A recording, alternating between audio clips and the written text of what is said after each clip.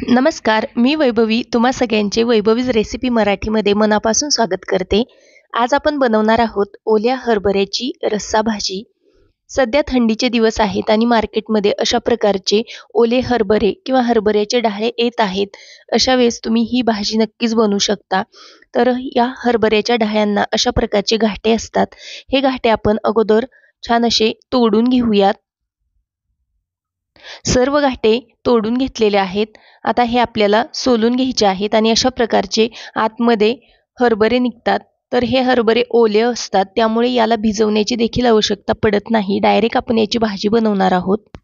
काही घाट्यांमध्ये 2-2 हरभरे निघतात, पण ह्या घाट्यांमध्ये एकच हरभरा निघत आहे. तर मला जो भेटला तो मी घेऊन आलेले आहे भाजी बनवण्यासाठी आणि या पद्धतीने हे घाटे आहेत ते मी सोलून घेते. आमच्याकडे या ओल्या हरभऱ्याची भाजी बनवली जाते आणि चवीला म्हणाल तर अगदी भन्नाट भाजी बनवून तयार होते. घाटे सोलून झालेले आहेत. आता आपण एक छोटंसं वाटण बनवून घेऊयात. त्यासाठी एक मिक्सरचं भांडं घेतलं. त्यामध्ये काही सुक्या खोबऱ्याचे काप घातले, 8 ते 10 लसणाच्या पाकळ्या, 2 अद्रकचे तुकडे, हिरवी कोथिंबीर घातली आणि छान असं याचं वाटण बनवून घ्यायचं आहे, पाण्याचा वापर न करता.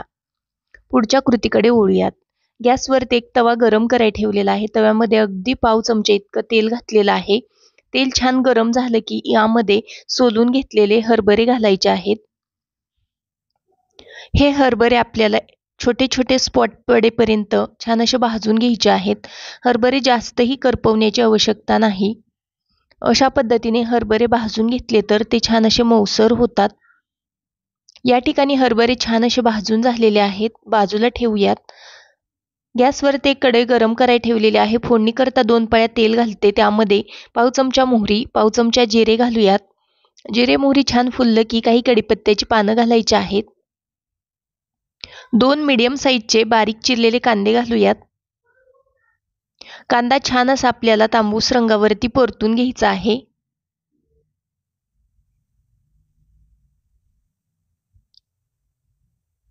कांदा छान असा परतत आलेला आहे. आता यामध्ये घालूयात आपण बनवून घेतलेलं हिरवं वाटण.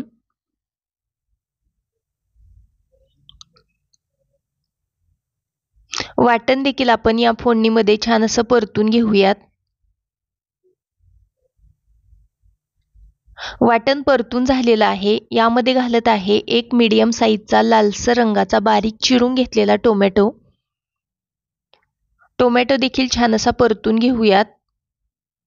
टोमॅटो परतत आला की काही सुके मसाले घालायचे आहेत. पाव चमचा हळद पावडर, अर्धा चमचा बॅडगी मिर्च पावडर, 1 चमचा धना पावडर, 1 चमचा कांदा लसूण मसाला, अर्धा चमचा मटण मसाला घातलेला आहे आणि व्यवस्थित असं मिक्स करून घेऊयात.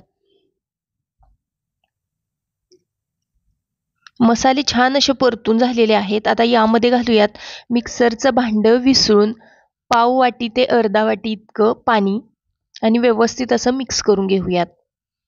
पाणी घातल्यानंतर हे मसाले पुन्हा एकदा तेल सुटेपर्यंत परतून घ्यायचे आहेत. मसाल्यांमध्ये चवीकरता मीठ घातलेलं आहे.